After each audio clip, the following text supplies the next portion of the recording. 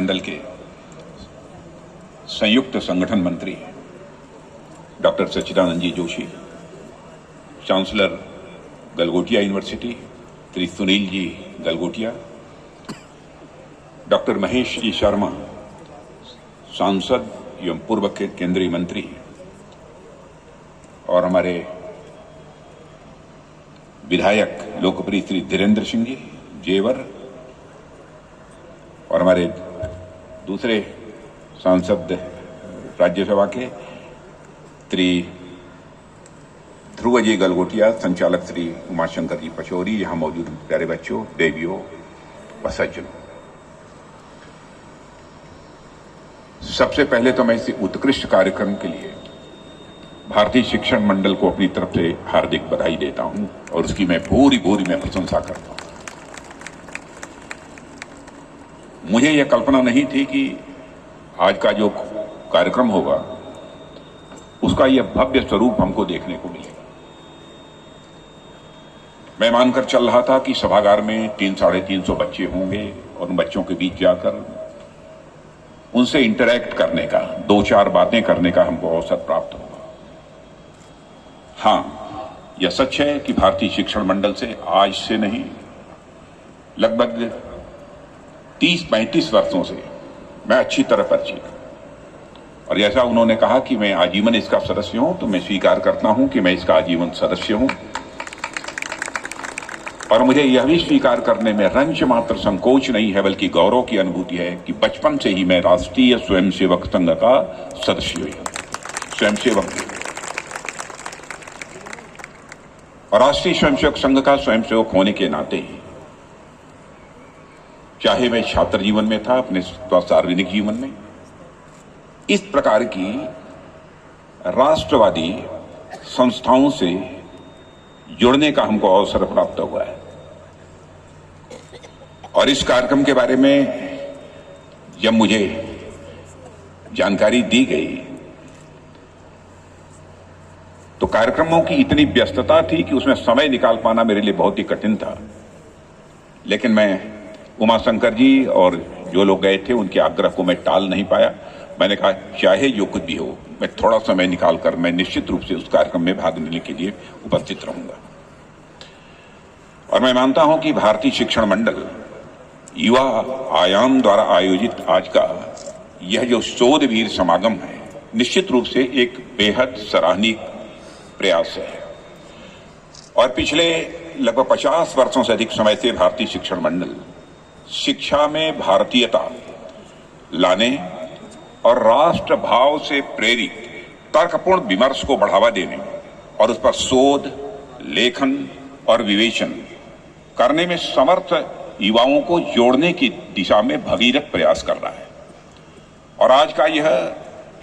शोधवीर समागम उन्हीं प्रयासों का एक प्रतिफल है। मुझे बतलाया गया था कि इस बार युवाओं से सुभाष स्वराज सरकार थीम पर 6 विषयों में शोध पत्र आमंत्रित किए गए थे, और उन शोध पत्रों में मुख्यतः क्या बातें कही गई थी इससे मैं बहुत अधिक तो परिचित नहीं हूं, मगर इसका अनुमान मुझे हो गया है कि आजादी के अमृत महोत्सव के अवसर पर आप सब ने नेताजी सुभाष चंद्र बोस की आजाद भारत के निर्माण में भूमिका का पुनर्मूल्यांकन करने का संकल्प लिया है, री-इवैल्यूएट करने का आप सब ने संकल्प लिया है। इसके लिए मैं आप सबको अपनी तरफ से हार्दिक बधाई देता हूं। मैं शोध पत्रों के विषयों पर निगाह डाल रहा था कि आत्मनिर्भर भारत का जो संकल्प लेकर हम आज चल रहे हैं वह नेताजी की संकल्पना में कैसा था, और एक विषय आजाद हिंद फौज के महत्व के बारे में है, एक विषय अंतर्राष्ट्रीय संबंधों पर नेताजी की दृष्टि के बारे में है, नेताजी की दृष्टि के अनुरूप भारत के अमृत काल में क्या किया जाना चाहिए, यह भी एक विषय उसमें सम्मिलित है। साथियों, मैं मानता हूं कि आजाद भारत में नेताजी सुभाष चंद्र बोस पर इतने बड़े और प्रामाणिक रूप से चिंतन और मनन करने का काम शायद ही पहले कभी हुआ हो, मेरी जानकारी में नहीं है। इसके लिए मैं भारतीय शिक्षण मंडल और उससे और मित्रों, एक समय था जब आजाद भारत में जानबूझकर नेताजी सुभाष चंद्र बोस के योगदान को या तो नजरअंदाज किया जाता था या फिर उसे कम करके आंका जाता था। उसका जो सही मूल्यांकन होना चाहिए उसका सही मूल्यांकन नहीं किया जाता था। यहां तक उनके बारे में जुड़े तमाम ऐसे दस्तावेज थे जिन्हें जनता के सामने लाने से भी परहेज किया जाता था। मुझे याद है 2014 में जब श्री नरेंद्र मोदी भारत के प्रधानमंत्री बने तो उन्होंने नेताजी सुभाष चंद्र बोस को वह सम्मान फिर से देना प्रारंभ किया जिसके वे हमेशा से सच्चे हकदार रहे हैं। और नेताजी से जुड़े हुए और उस समय भारत के गृह मंत्री के रूप में मैं जिम्मेदारी निभा रहा था, पूरे परिवार के जो सदस्य हैं उन सभी सदस्यों से मिलने का भी मुझे अवसर प्राप्त हुआ है। नेताजी के जुड़े करीब 300 से अधिक दस्तावेजों को जिन्हें लंबे समय से सार्वजनिक नहीं किया गया था, हमने उन्हें डीक्लासिफाई करके भारत की जनता को पहली बार समर्पित कर दिया है। मोदी जी के प्रधानमंत्री बनने के बाद से ही यह प्रयास लगातार चल रहा है कि नेताजी सुभाष चंद्र बोस को उनका जिसके वह हकदार है, जो उनका ड्यू है, जो सम्मान उनको मिलना चाहिए, उनके बारे में जो लोगों को जानकारी होनी चाहिए वह दी जानी चाहिए। यह सभी के द्वारा प्रयत्न किया जाना चाहिए। हर भारतवासी का यह पुनीत कर्तव्य है। ऐसे में कई बार लोगों को लगता है कि आखिर ऐसा क्या है जो हम नेताजी के बारे में नहीं जानते। नेताजी सुभाष चंद्र बोस को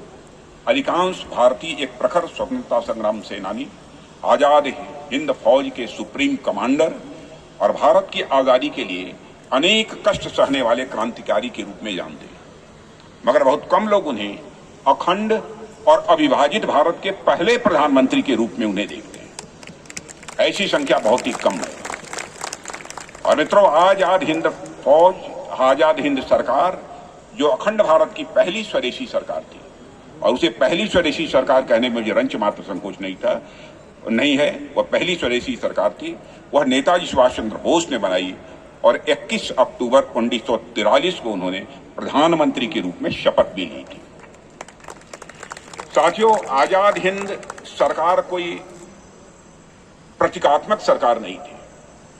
बल्कि नेताजी के नेतृत्व में इस सरकार द्वारा जीवन के हर महत्वपूर्ण क्षेत्र से जुड़ी योजनाओं पर विचार दिए गए थे। और इस सरकार का एक अपना डाक टिकट था, इस सरकार की एक अपनी मुद्रा थी, क्वाइन थी, और एक अलग इंटेलिजेंस सिस्टम भी था, एक गुप्तचर तंत्र भी एक अलग था।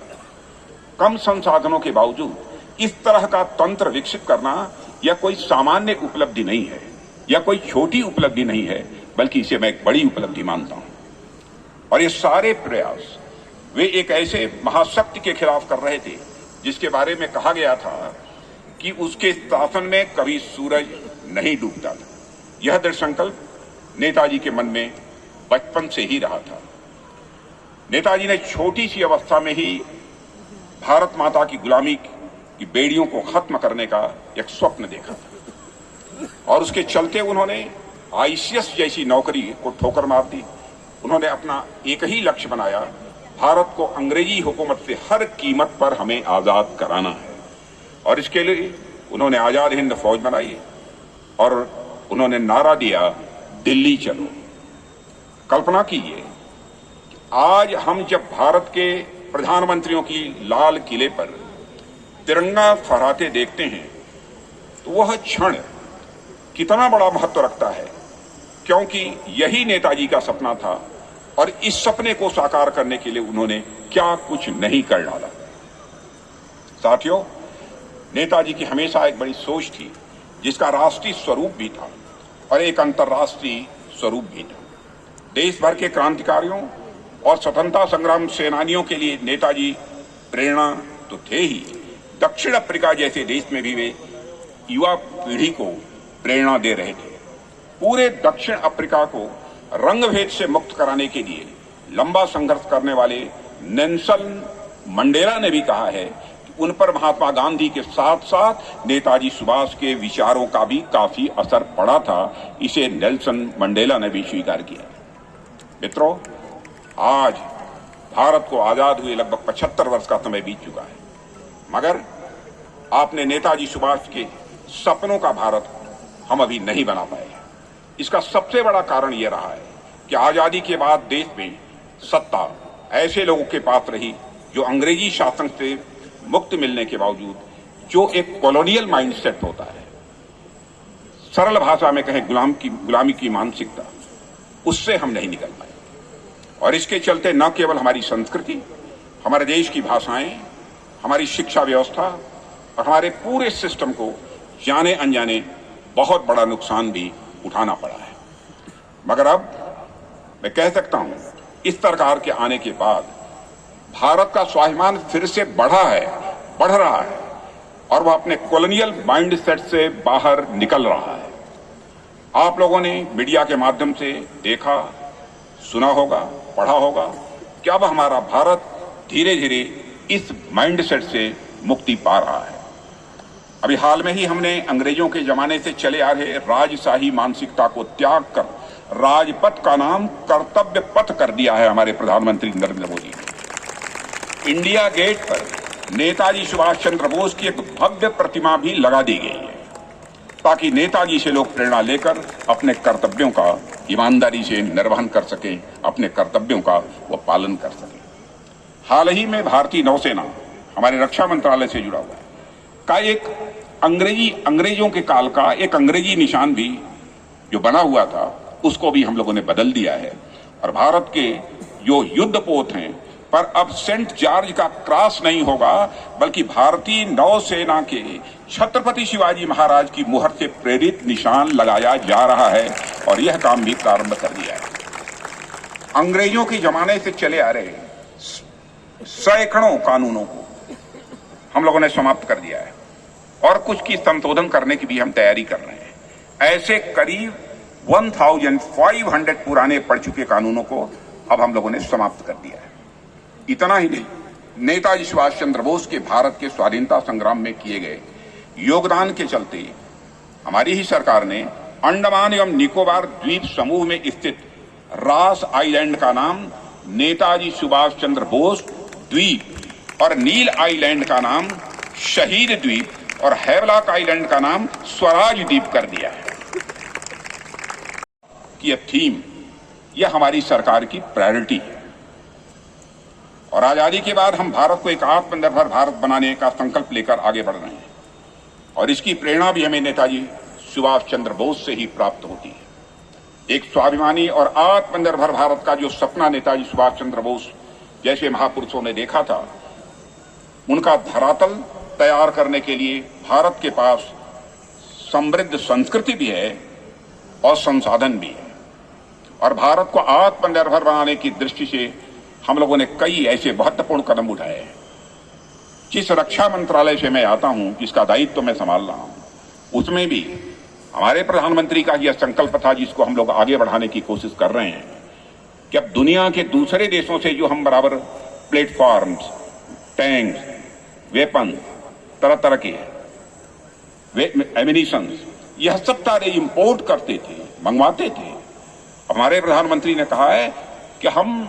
कोशिश यह करें कि आगामी कुछ वर्षों के अंदर हमें कुछ भी दुनिया के दूसरे देशों से इंपोर्ट करने की जरूरत न पड़े, बल्कि यह सब सारी चीजें बननी चाहिए तो भारत में बननी चाहिए, भारत की धरती पर बननी चाहिए, भारतवासियों के हाथों से बननी चाहिए और सारे विश्व के लिए बननी चाहिए। Make in India and make for the world. बिना मजबूत नींव के कोई इमारत मेरे मित्रों बुलंद नहीं होती है और बिना जड़ के कोई वृक्ष विशाल नहीं होता। उसी तरह बिना अपनी संस्कृति, परंपराओं और अपने स्वर्णिम अतीत को समझे और उसका सम्मान किए बिना कोई देश महान भी किसी भी सूरत में नहीं बन सकता है। इस सच्चाई को भी हमें समझना चाहिए। आज 2022 में लगे टर्निंग टू रूट्स की बात कर रहे हैं हम, पर स्वामी दयानंद सरस्वती ने आज से 150 साल से अधिक समय पहले ही गो बैक टू वेदास, यानी वापस वेदों को अपनाओ, यह संदेश भारतवासियों को ही नहीं पूरे विश्व को दिया था। शायद वह उस समय भी समझते थे कि वैदिक ज्ञान हमारी सबसे बड़ी धरोहर है और repository of true knowledge and wisdom भी है, इसको भी समझा था। और साथियों, एक समय था जब भारत ज्ञान विज्ञान के क्षेत्र में पूरे विश्व में नंबर